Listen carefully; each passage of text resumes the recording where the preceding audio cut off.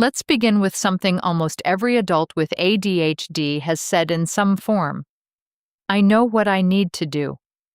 I just can't seem to make myself actually do it, or actually remember to do it, consistently. That gap between knowing and doing is not a mystery, and it's not a personal failing. It's executive function, the brain's management system we introduced back in episode 1. And today we're going to build a full, practical framework around it.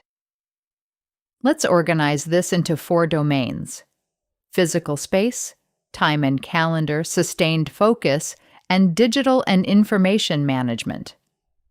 In each one, we'll ground the strategy in the actual mechanism it's addressing, because generic advice divorced from mechanism tends to fail for exactly the reasons we discussed last episode. Domain 1, physical space. The core principle here is reduce reliance on memory, increase reliance on environment. Remember, working memory differences mean that things filed away, closed in drawers, or out of the direct line of sight tend to functionally disappear from an ADHD brain's awareness. Not because the person doesn't care, but because out of sight, out of mind operates unusually strongly. Practically, this means keep frequently needed items visible rather than tucked away. Keys on a hook directly by the door at eye level, not in a drawer. Medications in a clear container on the counter, not in a cabinet. Bills in a visible tray, not filed. It means designating one landing zone near your entry point for anything that needs to leave the house with you the next day. This single habit prevents an enormous amount of the I can't find my badge, my phone charger, my kid's permission slip morning chaos that's such a common ADHD complaint. And it means accepting, practically, that elaborate filing systems with many categories tend to fail for ADHD brains because they require a level of sustained maintenance that itself becomes a task requiring the very executive function that's already strained. Simpler, more visible systems, even if they look a little cluttered to an outside observer, often work better in practice than an aesthetically pleasing system that quietly collapses within 3 weeks. Domain 2, time and calendar management, addressing the time blindness we discussed in episode 2. The core principle is make time visible and externally enforced. Don't rely on your internal sense of it. Practically, use a single calendar system, not 5 different ones across different apps and a paper planner, since fragmented systems create gaps where things fall through. Set alarms not just for when an event starts, but for when you need to leave. A leave-by alarm is often more useful than a starts-at alarm, since travel time is a classic casualty of time blindness. Build in buffer time between commitments as a default, not an exception, since research on ADHD and time estimation consistently shows a pattern of underestimating how long tasks and transitions actually take. And consider time boxing, assigning a specific, fixed block of time to a task, with an external alarm marking the end rather than an open-ended, I'll work on this until it's done, which for many ADHD brains extends indefinitely due to difficulty with time perception and task switching. Domain 3, sustained focus, connecting back to the interest-based, novelty-driven attention pattern discussed in episode 1. The core principle is work with your attention system's actual reward mechanism, not against it. Practically, break large tasks into small, concrete, specific steps, not clean the kitchen, but clear the counter, then load the dishwasher, then wipe the stove. because ambiguously large tasks are disproportionately difficult to initiate for an ADHD brain, even when the total amount of work is objectively small. Use the environment to minimize competing stimulation during focus periods. This might mean a specific low distraction space, noise-canceling headphones, or website blockers during work blocks, since ADHD attention is particularly susceptible to competing novel stimuli. Consider the Pomodoro technique or similar structured interval approaches. Short, defined focus periods like 25 minutes, followed by a short break. Since this provides the external structure and built-in stopping points that can make sustained focus more approachable than an undefined, open-ended work session. And build in physical movement breaks, since, as we discussed last episode, exercise has a genuine evidence-supported relationship with attention regulation. Domain 4. Digital and information management, which has become increasingly relevant as more of daily life moved online.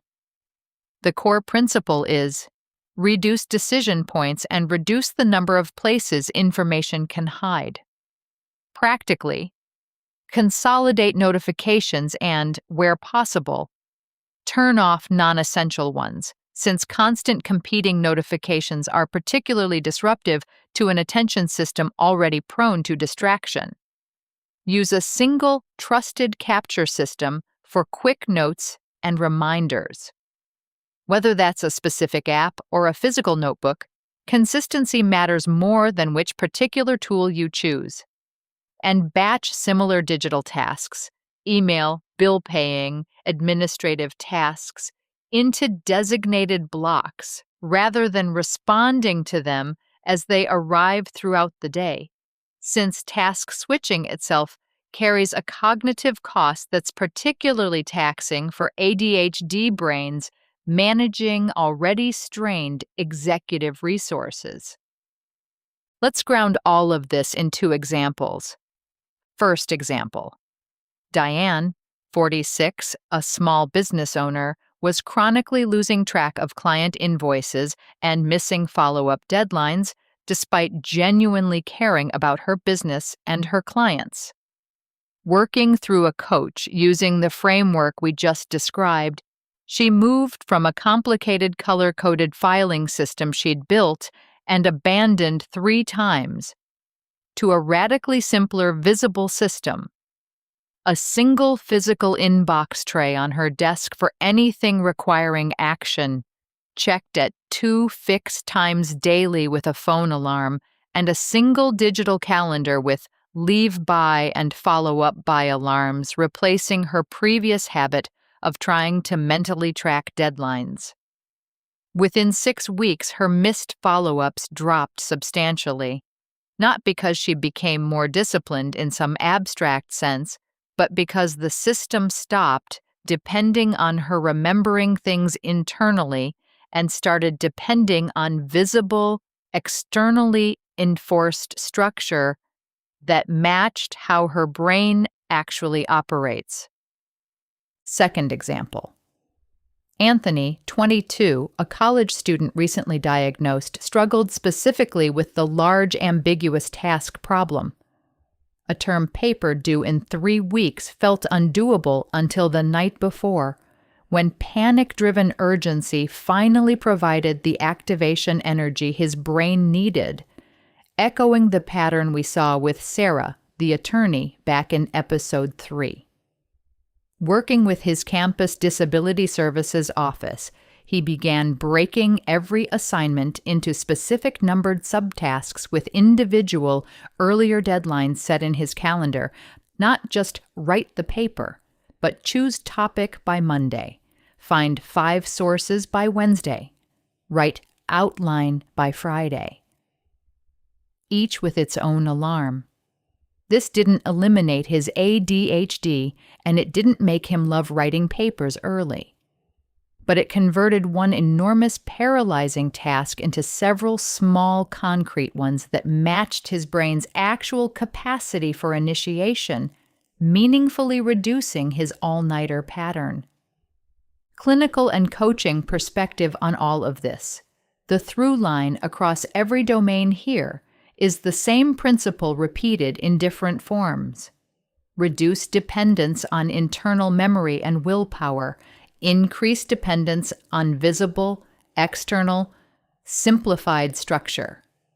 This isn't about lowering standards. It's about building systems that actually match how the ADHD brain processes information, rather than fighting an uphill battle against a brain wired differently and calling the resulting exhaustion a discipline problem. Let's address a few misconceptions specific to this everyday life domain. Misconception 1. A truly disciplined person with ADHD wouldn't need all these external systems and workarounds.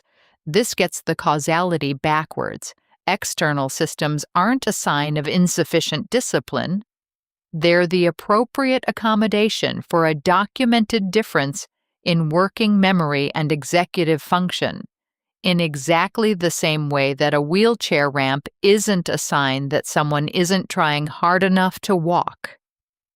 The system is the solution, not evidence of a deficiency in effort. Misconception 2. If a productivity system works for my neurotypical friend, it should work for me too, and if it doesn't, I'm doing it wrong. Many mainstream productivity systems assume a level of consistent internal motivation and stable working memory that doesn't match how ADHD attention actually functions. A system's failure to work for you isn't necessarily user error. It may simply be mismatched to your brain's actual operating patterns. And finding ADHD-specific adaptations, like the ones covered today, often works better than forcing a neurotypical design system through sheer effort. Misconception 3. Once you find the right system, you'll never struggle with organization again. Systems require occasional maintenance and adjustment as life circumstances change, and even well-designed systems can be abandoned during high-stress periods, which is normal rather than evidence of failure. Rebuilding or adjusting a system after a lapse is a completely normal part of managing ADHD long-term, not a sign the whole approach has failed. Practical takeaways.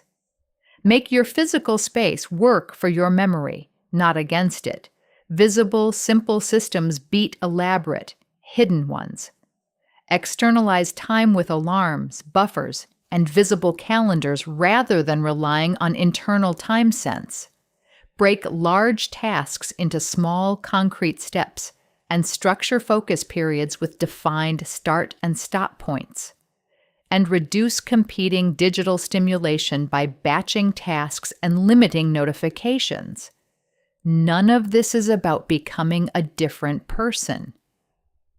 It's about building a life that works with the brain you actually have. Now, all of these systems exist inside a bigger context: your job, your relationships, the people around you who are affected by, and who affect how well these strategies actually work in practice. In our next episode, we're zooming out from daily mechanics to the bigger picture: how ADHD shows up in relationships and careers, and how to navigate both more effectively.